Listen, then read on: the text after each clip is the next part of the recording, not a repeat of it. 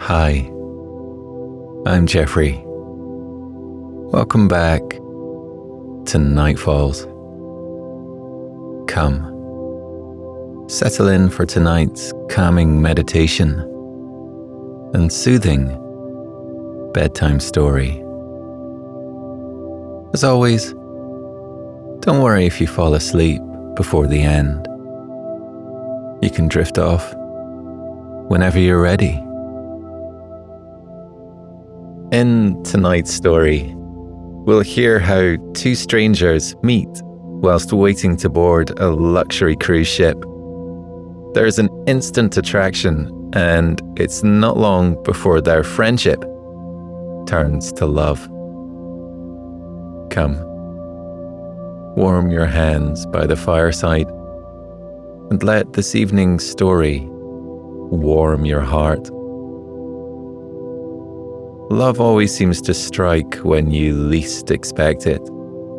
And tonight, as Julia takes a step outside of her comfort zone, she inadvertently finds a new kind of comfort and companionship aboard a luxury cruise ship. Just as I never expected love when Devani first drifted down into the clearing on her kite, Julia wasn't anticipating she'd stumble, quite literally, into the arms of someone she had always been destined to meet. Just before we begin, here's a word from our valued sponsors who make this free content possible. For the best way to fall asleep with Nightfalls, you can now become a premium supporter. Enjoy the entire back catalogue of Nightfalls classics, all with a rich, immersive, and totally ad-free experience. If you love falling asleep to Nightfalls, Nightfalls Premium will elevate your sleep while helping to support myself and the team. We love creating Nightfalls, but without supporters, it wouldn't be possible. Join Nightfalls Premium today in just 2 taps on both Apple Podcasts or via the Supercast link found in the show notes for all other podcast players. Your sleep will thank you for it, and so will I. I'm Shankar Vedantam, host of the podcast Hidden Brain. Do you ever feel like you're drifting through life? Or that you're caught in a loop, replaying a mistake over and over in your head? This August, our annual U 2.0 series brings you research-based hacks for your mind. Learn how to turn life's challenges into opportunities. That's U 2.0 from Hidden Brain. Join us.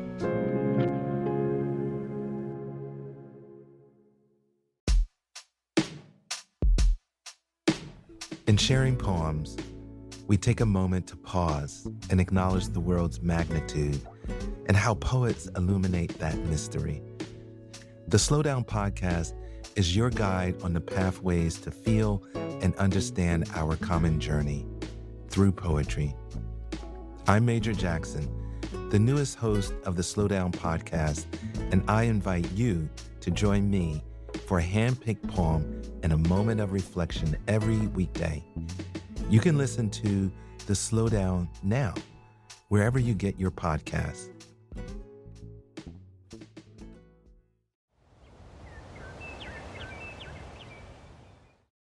Hello, Abby here.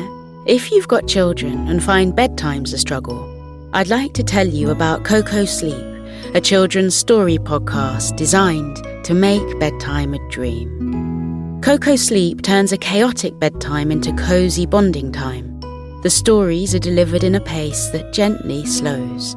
Rumour has it that no one's ever heard an ending. So search Coco Sleep on your favourite podcast app and let's make bedtime a dream.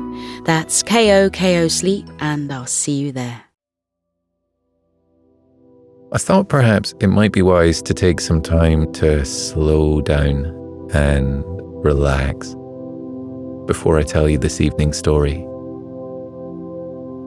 Join me as I get comfortable and close my eyes on another long day. Let's draw a deep breath in. Hold it for a moment and exhale. Try to breathe in time with me tonight. Inhale and hold for 1, 2, 3, and exhale. Breathe in with me and hold for 1, 2, 3, 4. And as you exhale, sigh out in relief. Let the cycle of your breath wash in and out of your body as your thoughts begin to slow. With your mind clearing breath by breath, perhaps you find that you finally have a moment alone to yourself, with no one to demand your attention, and none of the thoughts that crowd your mind in the daylight hours to distract you. Take this opportunity to check in on yourself. How are you feeling tonight? Know that however you're feeling, that's okay. Drawing a deep breath in, take a moment to thank yourself for having been open and honest. As you exhale, release any guilt you might be harboring over how you feel, and allow yourself to be transported to the comforts of a luxury cruise liner, bound for the azure and endless waters of the Mediterranean, as this evening's story begins.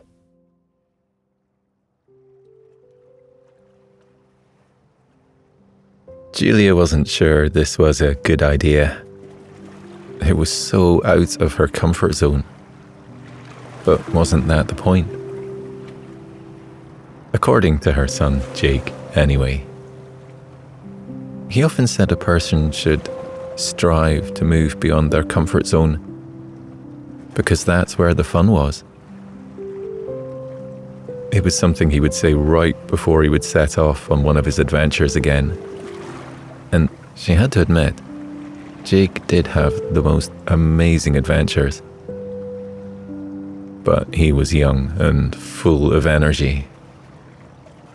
Whereas she was happy to stay at home and potter around the garden all day long, and then settle down in her comfy chair next to the fire and get lost in a good book. She didn't need to get out of her comfort zone. But Jake had thought otherwise, and he bought a surprise holiday for her. It was such a lovely, thoughtful gift that she didn't have the heart to say she'd never use it. So she had conveniently forgotten about the voyage until Jake had reminded her. Seeing the hopeful look on his face, she'd taken herself right out of her comfort zone and booked a date for her holiday. Jake had been delighted and then promptly taken himself on an adrenaline-fueled expedition, climbing Mount Everest. And now, here she was, looking at the luxury cruise ship in front of her, and wishing she could take an imaginary step right back into her place of comfort. She loved going on holiday, but she'd always gone with family and friends, never on her own, and it felt strange to be doing so now. Julia saw people walking along the wooden gangway and onto the ship. They were dressed in bright holiday clothes, and had an air of confidence about them. They chatted happily to each other as they wheeled their suitcases behind them. Julia took a deep breath and summoned some courage from somewhere deep inside her. She took a big, confident step forward. Then she changed her mind and took 3 steps back, straight into a suitcase belonging to a stranger. Julia lost her balance and began to fall. But the stranger had excellent reflexes and caught her in his arms.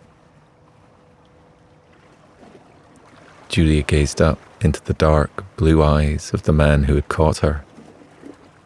Mumbled apologies tumbled from her lips. The man's eyes crinkled up in a smile. That's okay. No harm done. He had a soft Scottish lilt to his voice. His brown hair was peppered with silver, and his smile was warm and kind. He seemed to be the same age as Julia. Julia stopped apologizing and smiled at him. His smile widened, and the crinkles around his eyes wrinkled a little bit more, in a very attractive kind of way.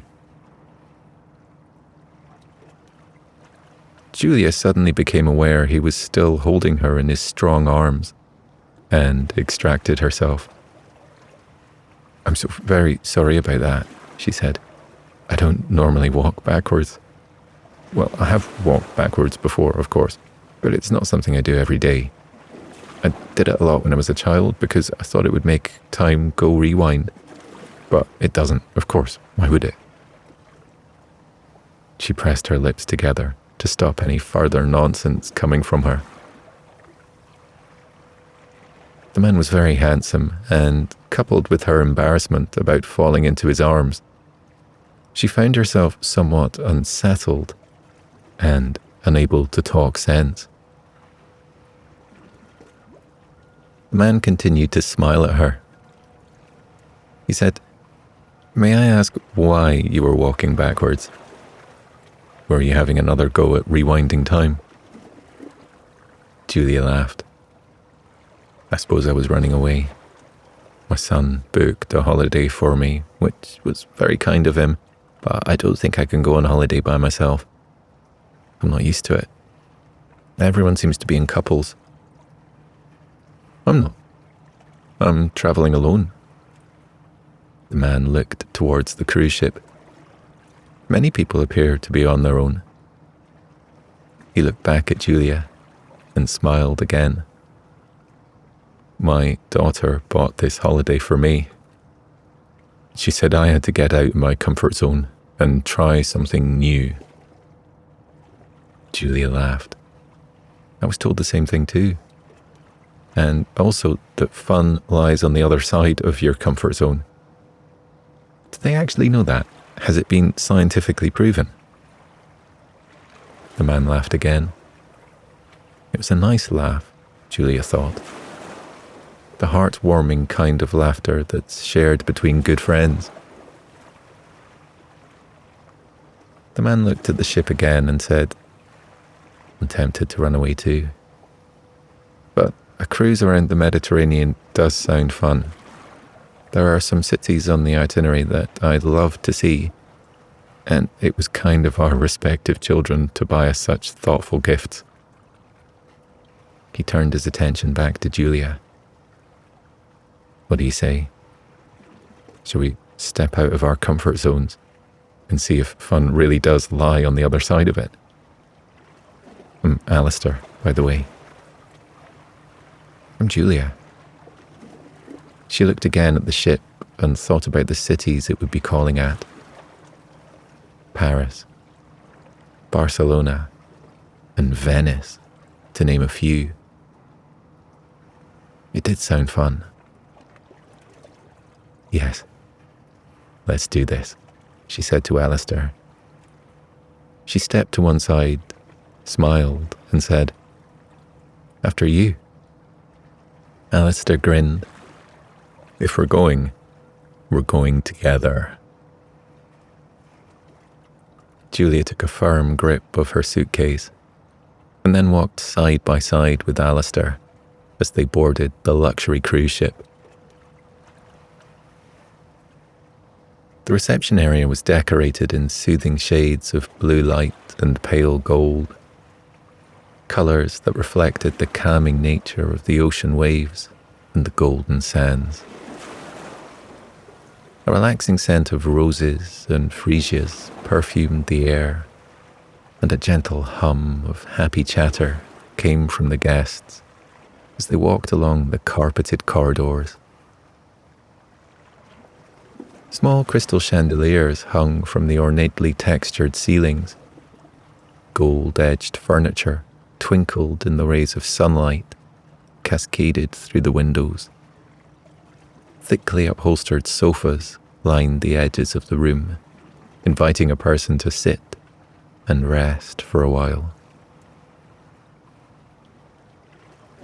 Julia instantly felt at ease and knew she'd made the right decision to board the ship. Butterfly of excitement fluttered in her stomach at the thought of the adventure that lay ahead. The uniformed man behind the polished reception desk welcomed Julia warmly. He swiftly took her details and handed her a key and a map of the luxury liner. In a kind and reassuring tone, he told Julia she would soon find her way around. He beckoned a member of staff over to the desk, who then took Julia's suitcase and said it would be placed in her room. The man behind the desk said, "There is a meet and greet in the main ballroom at 8 p.m. It's smart but casual wear." Julia thanked him. She looked over at Alistair, who was standing a little further along. He'd been given his key too. Should she wait for him? Did he want to be alone now? She didn't want to be a nuisance. But would it seem rude if she walked away now without saying anything? Not even a goodbye? She fiddled with the key and map, not sure what to do. Alistair looked her way and smiled in such a friendly manner that it made her heart skip a beat. She frowned. Her heart hadn't skipped a beat over a man for quite a while. Maybe it was indigestion, and not the way Alistair's look was lingering on her. Alistair walked over to her and said, "It's not too shabby, is it, the ship?" His eyes crinkled up in mirth. "I think I might stay for the cruise. How about you?"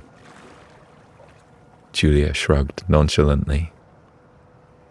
"I suppose it will do." She smiled and leaned a bit closer to him, catching a hint of his woody aftershave as she did so. "I've only been on a few ships before, and none of them were as fancy as this one. I hope I don't do anything wrong, like using the wrong knife at the dinner table." "A knife is a knife. Who cares which one you use?" "I've got a few things to do here at reception, and then I'm heading to my room." The gentle smile on his face remained as he looked at Julia. "Will you go to the meet and greet tonight?" "I'm not sure. I always feel a bit awkward when I walk into new places on my own." She shook her head at her own words. "I'm being silly. Yes, I will go. How about you?" "I'll definitely be there." His dark blue eyes held a lovely warmth and kindness in them, and Julia couldn't look away. And there went her heart again, missing a beat, and then her stomach decided to flip over. What was going on? Was it the slow, bobbing movement of the ship on the water that was making her feel unsteady? Or was it this man whom she'd only just met? A man who was a stranger, yet somehow familiar. She didn't know what to make of the situation at all. A small voice at the back of her mind whispered, "Whatever this is, enjoy it." Julia smiled confidently at Alistair and told him she would see him later.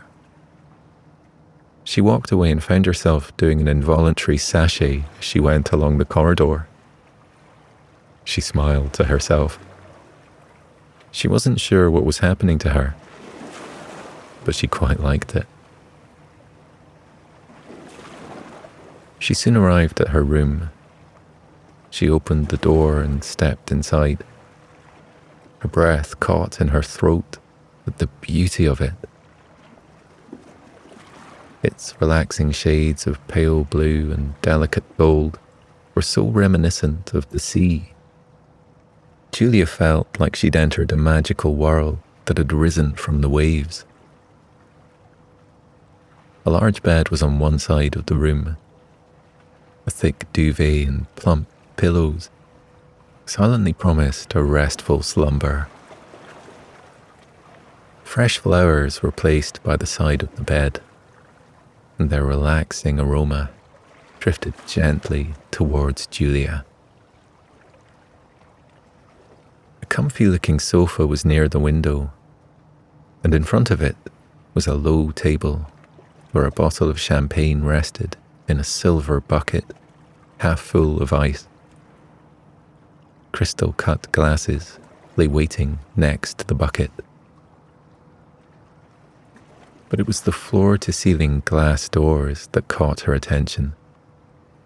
They perfectly showcased the wide blue ocean outside and hinted at the faraway lands that lay beyond it. Julia placed her handbag down and walked over to the doors. With one touch, they smoothly opened. She stepped onto the balcony and rested her hands on the white railing. The sea air was fresh and warm against her face. She took some deep, relaxing breaths. Tranquility flowed through her. She gazed softly at the gently undulating waves. The soft voice in her head that had whispered to her earlier came back stronger. It told her she was braver than she thought, and it was time for her to have endless adventures. Julia smiled. She liked this new voice.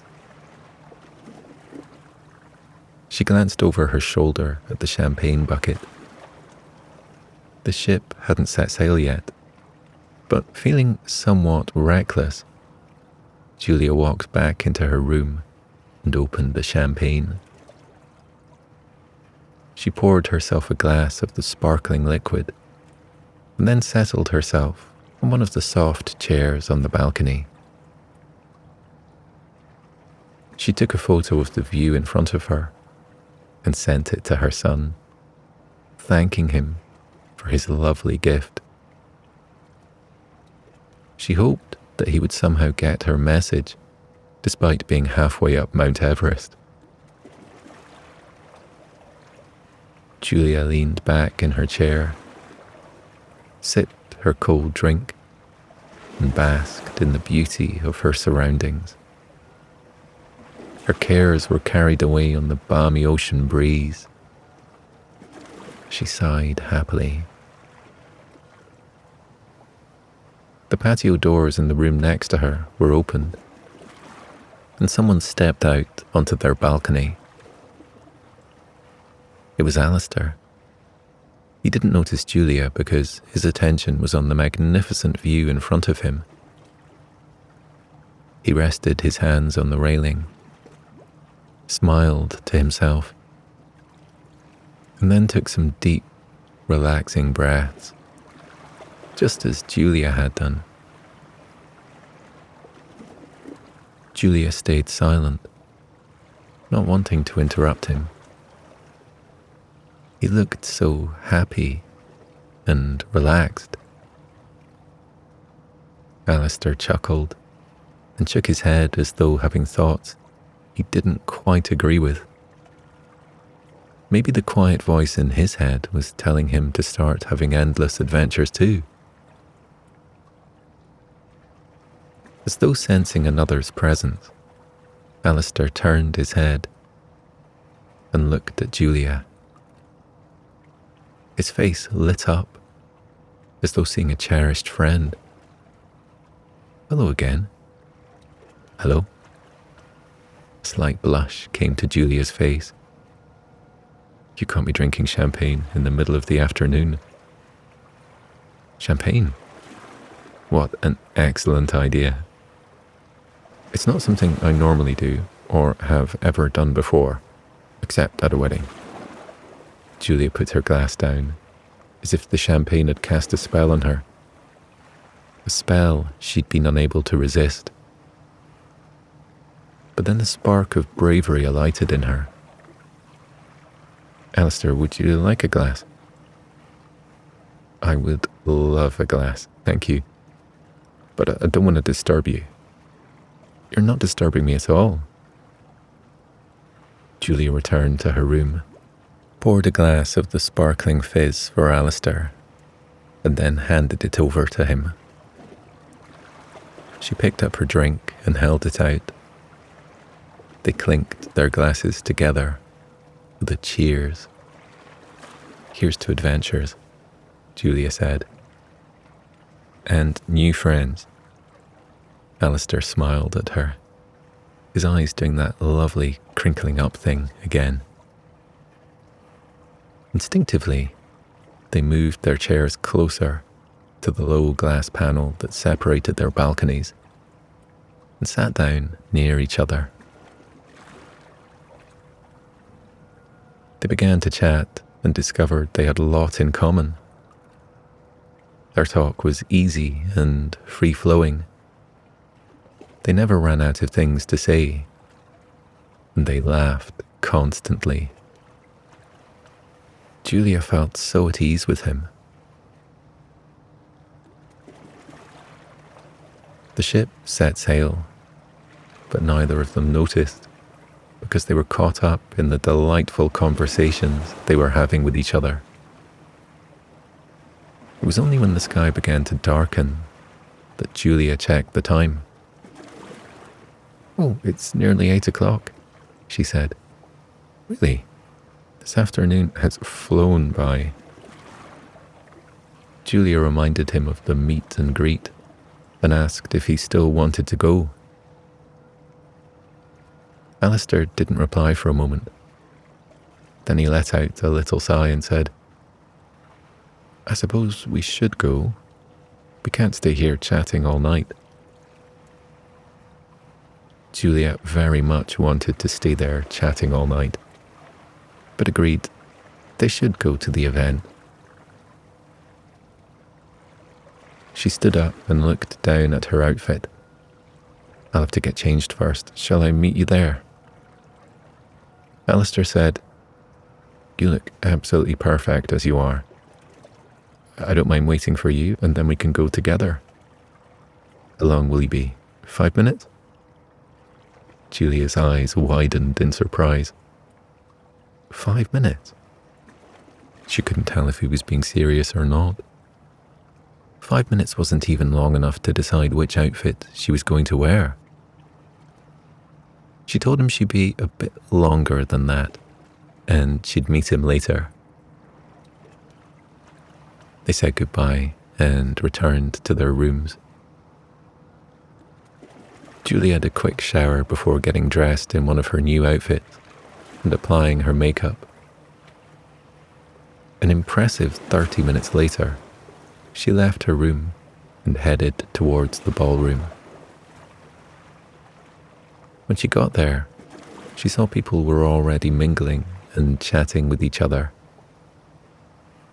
A smiling woman dressed in the ship's uniform of blue and gold greeted her at the door. She took Julia's details and handed her a card that had times and names on it. Julia was confused and asked what the card was for. It's your dates for the night. You have 20 minutes with each person. Dates? Julia was even more confused. Yes, we matched you with people based on your interests and hobbies. It was on the form you filled in when you were booking this holiday? The woman's bright smile faltered as she took in Julia's shocked reaction. You do know this is a singles cruise? I didn't know at all. My son, Jake, booked it for me. He never told me it was a singles holiday. She looked back along the corridor and wondered how fast she could run back to the safety of her room. If she took her shoes off, she'd be able to run faster. A thought suddenly came to her. Looking as regretful as she could, Julia said, "But I'm late to the event. Didn't it start half an hour ago? Haven't people already met up with their respective dates? I don't want to intrude at this very late stage. Perhaps next time." She made to turn away, but the woman said brightly, "You're right on time. 8 o'clock was the time when passengers could arrive and then have an informal chat. But the dating event starts now. If you look at your card, you'll see the name of your first matchup." Julia blinked, but didn't say anything. There was no way out of this. She summoned up some of that new courage of hers and decided she would talk to the first person on her card. That's the least she could do. "Super," Julia replied. "Wonderful. How will I know who my date is?" "Everyone has a name badge, and here's yours." The woman handed Julia a gold-edged sticker. Julia placed it on her dress and managed to give the kind woman a smile, albeit a watery one. She made a mental note to text Jake later and have a word with him. Thinking of her son softened her heart. He had no doubt arranged this singles cruise with good intentions. Julia walked further into the room before she had the chance to look around to see if Alistair was there. A cheery-faced man with a moustache suddenly appeared in front of her, as if by magic. "Julia," he boomed heartily. "It's a pleasure to meet you. I do believe we've been matched." He gave the card in her hand a pointed look. "I'm Nigel, and we have a shared passion for scuba diving." "We have," Julia replied. "Yes, according to your list of interests and hobbies." Julia's heart sank a little. She'd never been scuba diving in her life. Although she had mentioned it to Jake as a possibility, something she might do in the future. Jake must have filled in the list for her. A jumble of thoughts tumbled into her mind. What else had she told Jake she might do in the future? Had he put all of them on her list? The list that was now evidently a tale of fiction. Nigel continued talking. "Tell me your favourite places where you go scuba diving. Perhaps we've been to the same ones." Julia decided the best course of action would be to bluff her way through the next 20 minutes. "Why don't you tell me yours first, Nigel? And how you first got into scuba diving?" To her relief, Nigel talked enthusiastically for 20 minutes about his favourite pastime. He was so enthusiastic, Julia even considered scuba diving as a possible activity to try at some point in the far future. A discreet bell was rung, and people moved on to their next match. Before Julia could scan the room for Alistair again, another smiling man appeared in front of her, out of nowhere. He was called Ben, and he loved kayaking down the Amazon River, just like Julia did, apparently. Julia was happy to let Ben talk about his delights of kayaking. Despite her earlier reservations, it was lovely to talk to new people, even those she didn't have anything in common with. She felt someone looking her way. It was Alistair. He was standing on the other side of the room and listening to a woman who was talking to him enthusiastically. Through a series of raised eyebrows and subtle facial movements, Julia and Alistair managed to convey that neither of them knew it was a singles holiday. Over the next hour, more men chatted to Julia about their extreme hobbies. She discovered they were quite happy to talk about them whilst she listened and asked a question now and again. She kept looking across the room and catching Alistair's eye. He seemed to be doing a lot of listening too. There was a break in the proceedings, and people began to mingle more freely. Nigel of scuba diving fame noticed Julia was standing alone and made a beeline for her. But, like a speed walker on a mission, Alistair walked briskly past Nigel and ended up in front of Julia first. Nigel gave them a good-natured smile and walked over to someone else. Julia and Alistair smiled at each other and began talking at the same time. Alistair held up his hand and said, "You go first. Are you having a good time?" "I am. I've learned a lot about hobbies that I only had a passing interest in. I had no idea this was a singles cruise. My lovely son forgot to tell me." Alistair nodded.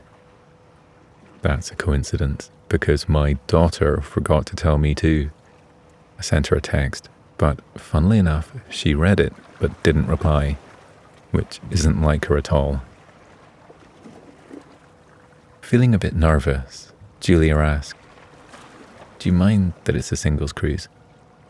Are you ready to date someone?" "I wasn't ready to start dating again, even though my daughter keeps telling me to join dating apps." He looked around the room.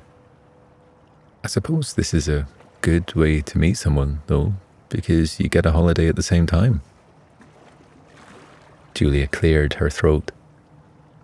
She wasn't sure she wanted to ask the next question, but she had to. "Have you met anyone you like? Anyone you connected with?" Alistair's blue eyes gazed into hers. His voice was soft as he said, "Yes, I have met someone. And yes, I do think we've connected. But I'm not sure if she feels the same way." He smiled gently and looked as if he was waiting for her to say something. It took a few moments for Julia to work out what was happening. "Oh, are you talking about me?" He laughed softly. "Of course I am." Julia nodded. "I wanted to make sure. I've been wrong about these things before." "Oh, have you been dating recently?" "Not for a long time. I'd given up on it, if I'm honest." She returned his gentle look.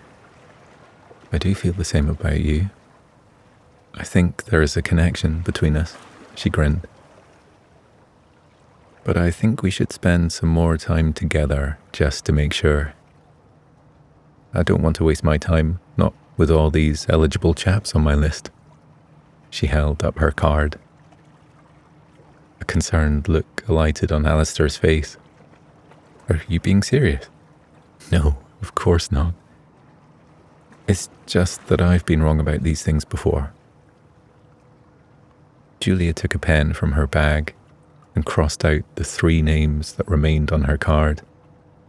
In their place, she wrote Alistair's name. "May I?" Alistair reached for her pen. She handed it to him and smiled as he replaced the names on his card with hers. Julia asked if he'd like to have dinner with her. "I'd be delighted. If we're lucky, we might get a table out on the viewing deck. The sun will be setting soon, and it should be a magnificent sunset. Shall we?" He crooked his arm, and Julia slipped her hand through it. They left the ballroom and walked towards the dining area. It felt so natural to Julia to be walking along the hallway with Alistair. She wasn't sure she believed in destiny, but it felt like they were meant to meet. They reached the dining room and were delighted to discover a table was available outside on the viewing deck.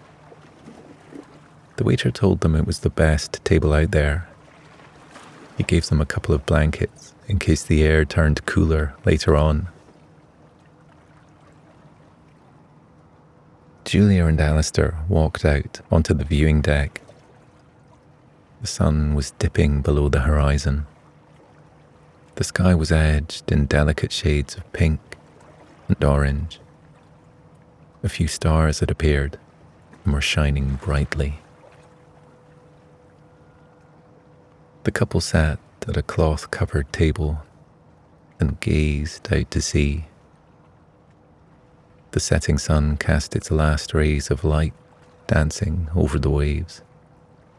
Julia and Alistair fell into a companionable silence as they admired the spectacular sunset.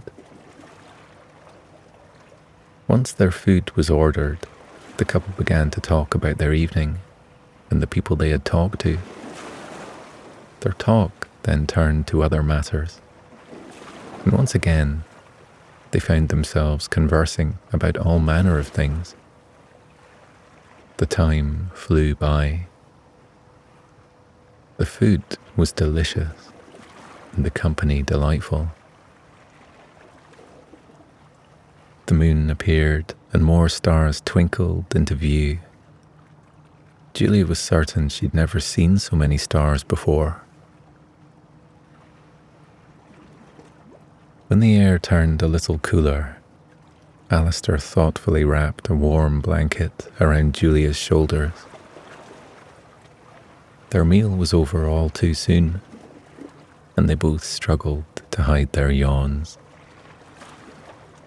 "I don't want the evening to end," Julia confessed. "I'm having such a wonderful time with you." Alistair looked out at the darkening waves and said, "Do you want to see me again?"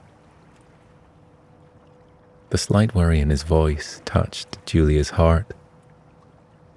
She rested her hand on his arm and said, "Of course I do. What are you doing tomorrow?" Alistair looked back at her. "I'm going to Paris." "Me too. What a coincidence. Shall we go together?" "I'm all for that," Alistair replied. He held his hand out. Julia didn't hesitate to put her hand in his. It felt natural to do so. She said, "After Paris, I'll be going to Barcelona and later on to Venice." "What a coincidence. Me too." He smiled in a way that was becoming so lovingly familiar.